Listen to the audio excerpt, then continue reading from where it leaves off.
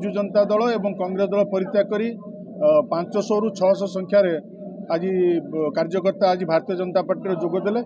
ये योगदान द्वारा जो जो पंचायत कार्यकर्ता माने योगदान देइचंती से पंचायत भारतीय जनता पार्टी तृणमूल स्तर संगठित हेबो एवं आगामी 2024 निर्वाचन निश्चिंत आम मानक पई शुभंकर हेबाकु जाउछि। आपण मान देखुथुबे प्रतिदिन 600 संख्यार बिजु जनता दल और कांग्रेस दल त्याग करी आज कार्यकर्ता साधारण लोक भारतीय जनता पार्टी पर आस्था प्रकट करी नरेंद्र मोदी जो सुशासन विकास धारा सारा भारत वर्ष जारी रही तापर आस्था प्रकट करी आज भारतीय जनता पार्टी सामिल होती। निश्चित नूतन करी जो सामिल हेले समस्त को स्वागत और संबर्धना जनाऊँगी।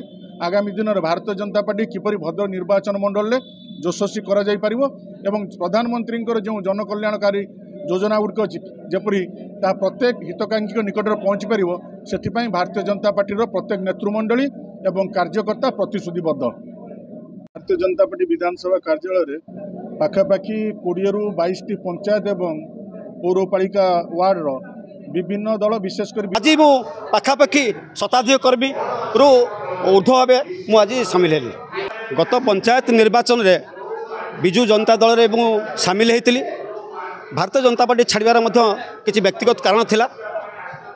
बिजु जनता दल रे पंचायत निर्वाचन पुणी साधारण निर्वाचन पर्यंत मु अनुभव कली से वास्तव में बिजु जनता दल आम भली कर्मी बिजु जनता दल नुह एवं बिजु जनता दल किछि दल दायित्व एवं दलर नेतृत्व तांकर चिंताधारा दौरान किंतु आमे अपुजोग होना कि आमको अलग लगुच कौन कारण हो पारे।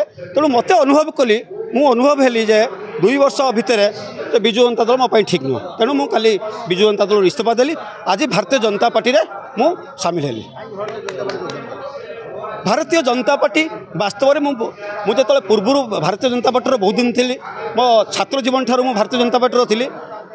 मु अनुभव कली भारतीय जनता पार्टी वास्तविक राष्ट्र विकास पाई राष्ट्र हितापाई एवं ओडिशार मध्य आगामी दिन में भारतीय जनता पार्टी सरकार करिवो।